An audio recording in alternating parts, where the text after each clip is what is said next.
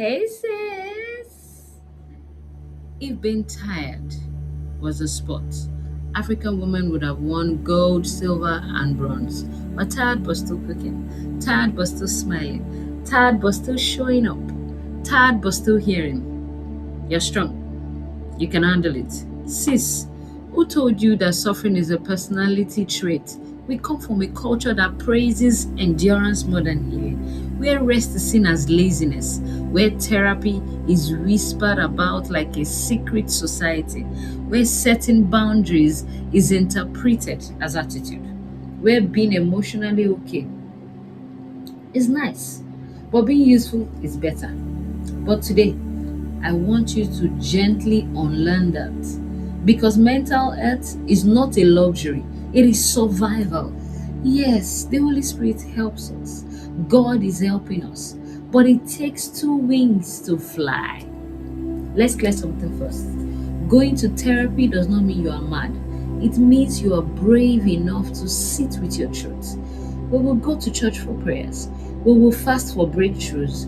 We will ask our aunties for advice. But when someone says therapy, suddenly it is pray about it, be strong. Others have it worse.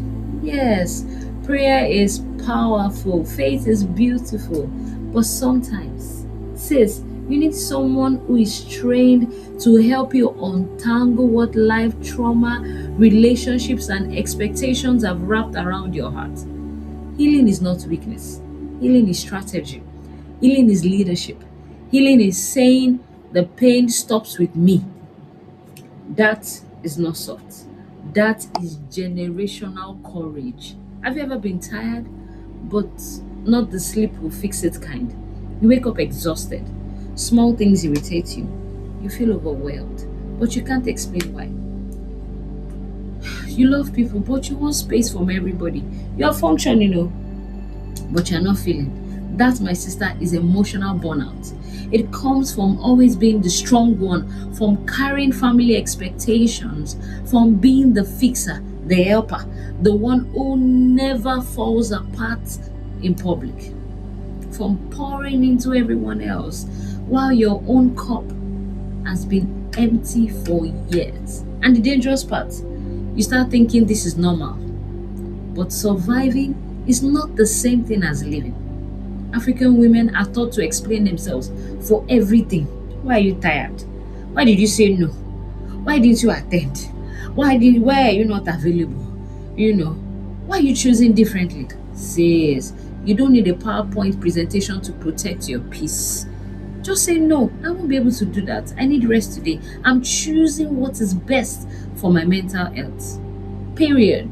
No footnote, no emotional justification. Boundaries are not, disrespect, they're self respect. And the people who benefit from you having no boundaries will be the loudest when you finally create some. Let's be honest, we don't even have the luxury of pausing life completely. We still have work, we still have responsibilities, we still have bills. Healing for most of us happens while life is happening. This is how it looks like. We are choosing rest when our to do list is still long. We get to say no even when we feel guilty. Ask for help instead of pretending you are okay. Take breaks before your body forces you to. Healing is not always aesthetics. Sometimes it is messy. Sometimes it is quiet. Sometimes it is simply choosing not to abandon yourself again. Many of us inherit survival, not softness. We were raised by women who were strong because they had no choice. Women who carried trauma in silence. Women who never rested because nobody rested for them. But here's the truth we must face. Because our mothers survived it does not mean we must repeat it. The truth is that most of them did not even survive it. Their life chipped away right before our eyes. We can honor their strength and still choose better for ourselves. We can keep the resilience and release the suffering. We can be strong and still be soft, capable and still be cared for. Healing yourself is not betrayal of your upbringing, it is evolution. Let me say this gently but firmly. You do not need to end rest. You do not need to collapse before you deserve a break. You do not need to finish everything before you pause. Rest is not laziness. Rest is maintenance.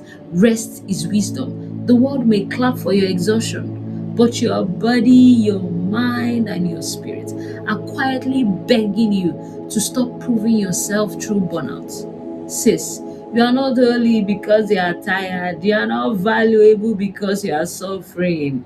You are worthy simply because you exist. Mental health is not just about feeling better, it's about living better. It is choosing peace over pressure, wholeness over performance, alignment over approval. And the moment you start taking care of your mind, your heart, and your emotional world, you will notice something powerful. You show up differently, you love differently, you care differently, you choose differently, you live differently. Not because you're selfish, but because you are finally free.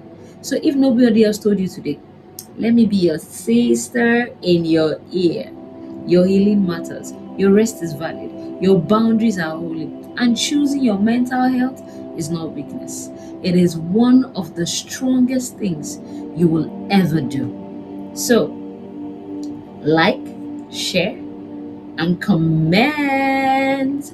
What particular thing would you like to stop doing that will be really self care and mental health for you right now? I'd like to read your comments.